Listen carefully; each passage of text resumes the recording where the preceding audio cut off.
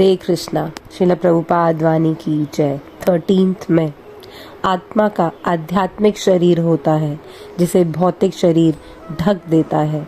मेरा भौतिक शरीर मेरे ऊपर, मेरे आध्यात्मिक शरीर पर एक आवरण है, किंतु यह भौतिक शरीर अस्थायी है। वास्तविक शरीर आध्यात्मिक है। मैं ऐसे शरीर स्वीकार कर रहा हूँ जो मेरे मूल स्वरूप के लिए अस्वाभाविक है।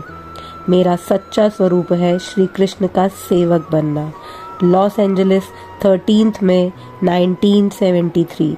जगत गुरु श्रील प्रभुपाद की जय। श्रील प्रभुपाद वाणी की जय।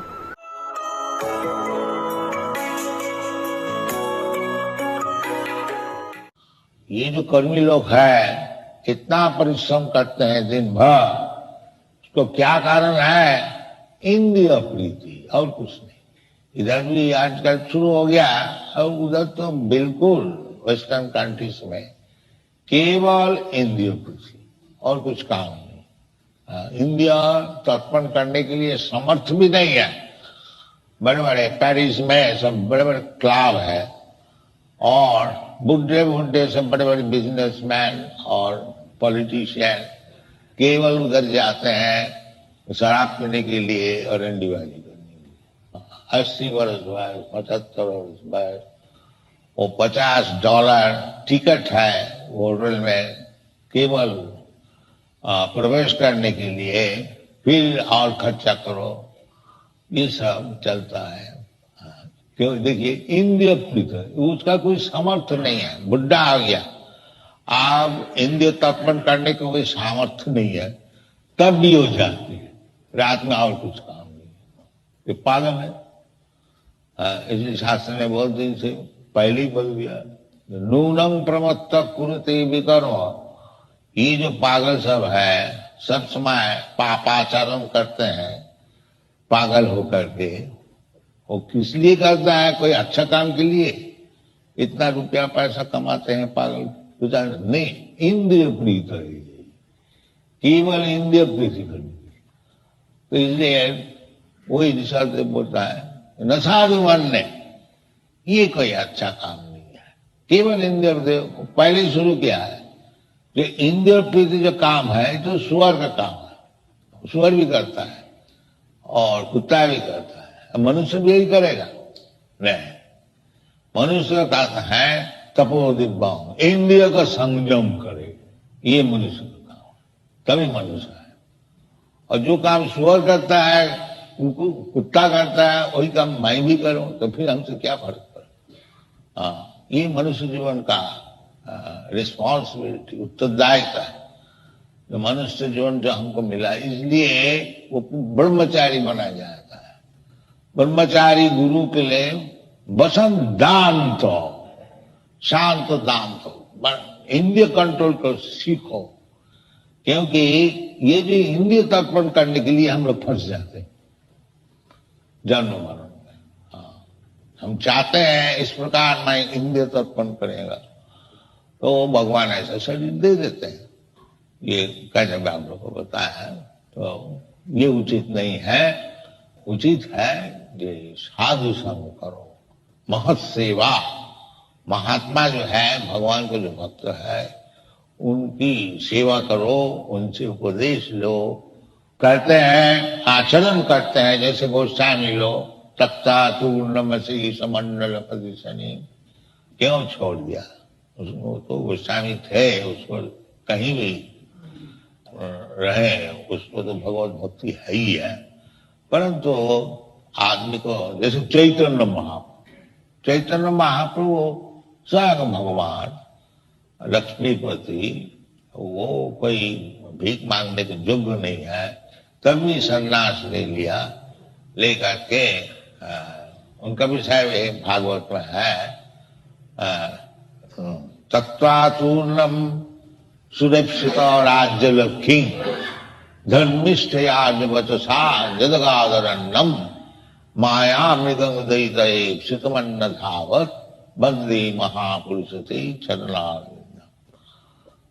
तो ये चैतन्य महाप्रभु तो स्वयं भगवान लक्ष्मी नारायण, तो वो भी 24 वर्ष उम्र में पत्नी, बहुत युवती पत्नी और स्नेहमयी माता जी और बड़ा इज्जतदार ब्राह्मण तो थे, पंडित, निमाय पंडित, ये सब होते हुए भी ये दुनिया जो मूर्ख है उसको कृपा करने के लिए संन्यास दे करके बहुत काम किया चैतन्य महाप्रभु। तो ये उचित है जो सबके लिए ये समाज में ये जो 4 वर्णाश्रम आइडियल, ब्राह्मण क्षत्रिय वैश्य शूद्र और आश्रम ब्रह्मचारी गृहस्थ, इसका कारण है जो परस्पर व्यवहार से ये सामाजिक जो विभाग है उसको प्रतिपालन करके परस्पर उपकार, जैसा हमारा शरीर में विभाजन है, मस्तक भी है, हाथ भी है, पेट भी है और पैर भी है, इसी प्रकार ब्राह्मण क्षत्रिय वैश्य शूद्र परस्पर सहयोग करके शरीर अच्छी तरह से सुस्त रहे, ये काम है। इसी प्रकार ये वर्णाश्रम धर्म का उचित है कि सधर्म ये ब्राह्मण क्षत्रिय सकर्मणा तम अभ्यर्च, भगवान की सेवा करो, ब्राह्मण भी करे, क्षत्रिय भी करे, वैश्य भी करे, अपना अपना भगवान जैसे बताया है तो ऐसे काम करें तो भगवान संतोष हो जाएंगे, फिर उनका जीवन सफल हो जाएगा। इसलिए महत् सेवादारों, महात्मा जब वो बताए, देखो जी तुम्हारा ब्राह्मण का गुण है, तुम इस तरह से भगवान की सेवा करो, देखो जी तुम्हारा क्षत्रिय का स्वभाव है, तुम ऐसी सेवा करो, देखो जी तुम वैश्य का स्वभाव है, गुण कर्म विभाग से तो गुरु निर्देश कर देता है तो वो सब करते थे। और जो समझदार नहीं है, मामूली है, वो सबको सेवा करो, ब्राह्मण क्षत्रिय वैश्य को, शूद्र, ये सब नियम। तो इसलिए महत् सेवा, हाँ, महात्मा को आश्रय लेना चाहिए यदि हम लोग मुक्ति को चाहते हैं। महत् सेवादारम आहु विमुक्ति। और यदि केवल भोग करने के लिए दुनिया में जो तमाम हल्ला मचा रहे हैं उनको साथ तमोद्यारम जोशितांग संग, तो फिर जाकर के फिर महात्मा कौन है इस तरह से सभी का तो परिचय होना चाहिए। तो शास्त्र में बताया महात्मा वही है जो कि अनन्य भाव से भगवत भजन करता है, अनन्य भाव, वो महात्मा। तो महांतस्ते समचित्या प्रशांत्या, ये सब महात्मा का गुण है। समचित्ता, समचित्ता कि केवल हम इसको पुकार करेंगे, इसको नहीं छुएंगे तो अछूत है, ये महात्मा नहीं। वो सबको पुकार करना है, सबको परित्राणाय साधुना समचित्या। हाँ, जो उनको जो भाव है सबके लिए समान है। समझ सर्वेषु भूतेषु, भगवद गीता। ये नहीं है कि केवल आप हिंदू का उपकार करेंगे कि मुसलमान का करेंगे कि इंडियन का करेंगे, नहीं, भगवान का संबंध है, जीव मात्र, जहां तक हो सके सबका उपकार करो। तो समचित्या और प्रशांत्या, बड़ा शांत स्वभाव है कि भौतिक जगत में वो एजिटेटेड नहीं होता है, सबको उपकार करने से प्रशांत हो जाते हैं। तो वो प्रशांत प्रकृष्ट रूप है ना, शांत, शांत एक होता है और प्रयोग लगाने से प्रकृष्ट रूप है, बहुत अच्छी तरह से शांत हो। वो कौन है? वो भी भगवत भक्त।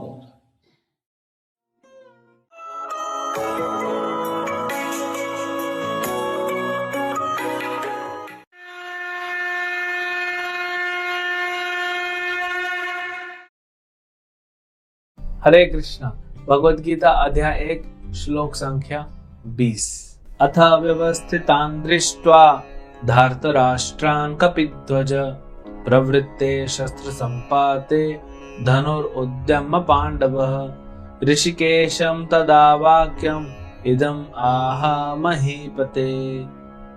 उस समय हनुमान से अंकित ध्वजा लगे रथ पर आसीन पांडुपुत्र अर्जुन अपना धनुष उठाकर तीर चलाने के लिए उद्यत हुआ।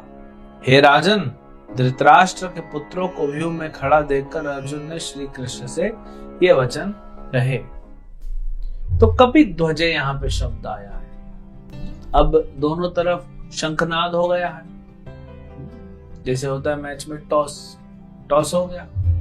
अब दोनों टीम आ गई, हाथ मिलाते हैं, फिर टॉस होता है, सब हो गया। अभी सब फॉर्मेलिटी हो गई। अब बस क्या उठाना है, धनुष उठाना है, बाण उठाना है और छोड़ना है। युद्ध प्रारंभ।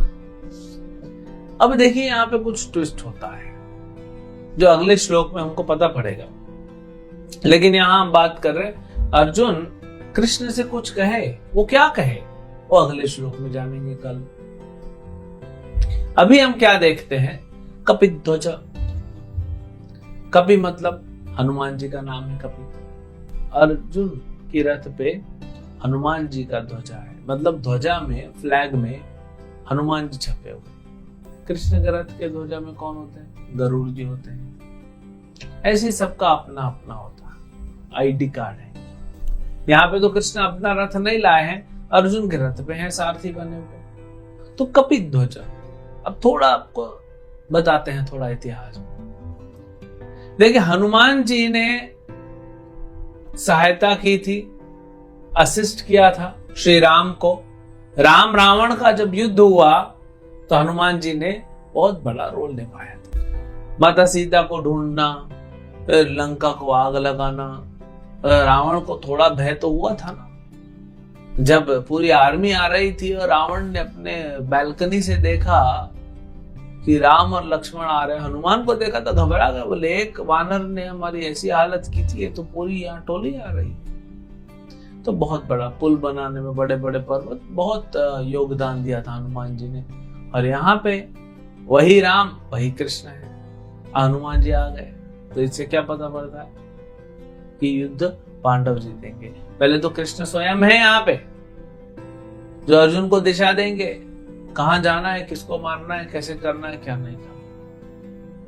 फिर तो आध्यात्मिक बल भी है और हर तरह का बल है, क्योंकि कृष्ण वहां पे बैठे हैं। सर्वमंगल होना है अर्जुन के साथ। अर्जुन भगवान का भक्त है, हनुमान जी भी आ गए। तो क्या है, एक बार द्रौपदी ने भीम से कहा कि भीम आप जाइए, वो जब वनवास में रह रहे थे, और ऊपर हिमालय में से आप कमल का फूल लेके आए आरती के लिए। विशेष फूल, एक्चुअली एक फूल आ गया था, खुशबू वाला था। तो ऊपर देवता रहते हैं, तो बोले तुम लेके आओ। भीम जा रहा था लेने, 1000 पत्तों वाला सहस्त्र दल तो लाने जा रहा था। पर तो आपने देखा तो एक बड़ी पूंछ रखी हुई है और एक बड़ा वानर सोया है, वृद्ध वानर है, लेटा हुआ है। भीम ने कहा अरे भाई अब अपना पूंछ हटा दीजिए, हमको जाने दीजिए। भीम भी भक्त है, ऐसे थोड़ी किसी का अनादर करेगा। तो वानर ने बोला मैं थक गया हूं, तुमको हटाना है हटाओ, ऊपर से रहना ऊपर से आओ। किसी के ऊपर से नहीं जाते, एटिकेट नहीं, ये सभ्यता नहीं है। तो फिर समझाया। अब वानर ने कहा मैं नहीं हटा सकता, मैं थक गया हूं। अभी देखा जाए तो पूंछ हटाने में कितना टाइम लगता है, लेकिन भगवान का कुछ लीला है। यहाँ दो भक्तों को मिला रहे हैं।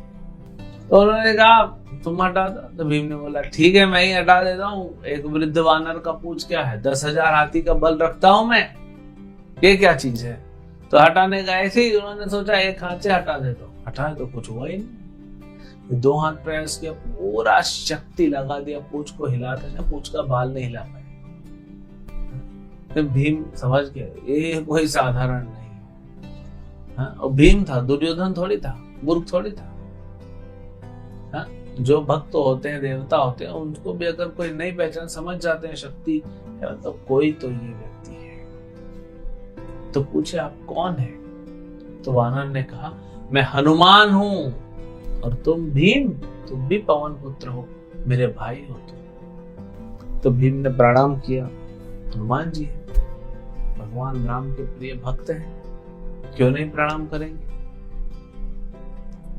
तो फिर भीम और हनुमान की वार्ता हुई, दोनों पवन पुत्र हैं। भीम ने कहा, प्रभु आपने लंका में रावण को धूल चटा दी थी, राम के सहायक बने थे। हमारा भी युद्ध होगा, अभी हम वनवास में हैं, अभी हम तैयारी कर रहे हैं। हाँ, दुर्योधन के साथ हमारा जो होगा युद्ध होगा, तब आप हमारे साथ रहिए। देखिए, ऐसे चुनना चाहिए, अपनी टीम ऐसी बनानी चाहिए, सिलेक्टेड लोगों को चुनना चाहिए, फाइनेस्ट क्वालिटी। हनुमान जी कहे, ठीक है, तुम्हारा छोटा भाई अर्जुन, उसके रथ के ध्वजा पे मैं आ जाऊंगा, और जब तुम भाइयों में शंखनाद करोगे, या तुम होते हैं ना क्षत्रिय लोग जोर से आवाज करते हैं, तब मैं करूंगा। होता था, हनुमान जी आवाज करते थे, सब घबरा जाते थे, कौन है इतना आवाज कौन कर रहा है। तो इसलिए कपित ध्वजा, हनुमान जी वहां बैठे। तो कृष्ण भी है, हनुमान भी है, अर्जुन भगवान का शुद्ध भक्त है। ये रथ जो है अग्निदेव ने दिया है, कैसे हारेंगे बताइए। ये सारे चिन्ह दिए हैं, तो हार ही नहीं सकते। कुछ हो ना हो, कृष्ण है, जीत जाएंगे। भगवान का भक्त खड़ा हो जाए, जीत जाते हैं। क्या कर लिया हिरण्यकशिपु ने प्रहलाद का? कुछ नहीं। क्या कर लिया रावण ने सीता का? क्या कर लिया कंस ने देवकी और वसुदेव का? भगवान के भक्तों को कुछ नहीं कर सकते। इसीलिए बुद्धिमानी क्या करनी चाहिए? भगवान के भक्त बनने। हम भगवान का भक्त बने, और देखेंगे अगले श्लोक में कि अर्जुन क्या कहने वाला है कृष्ण से। युद्ध की तैयारी हो गई, सिचुएशन बड़ा टेंस हो गया है, अब अर्जुन कुछ बात कर रहा है, तो सब लोग रुक जाते हैं, क्योंकि अभी बाण छूटे नहीं। तो वो हम देखेंगे। हरे कृष्ण।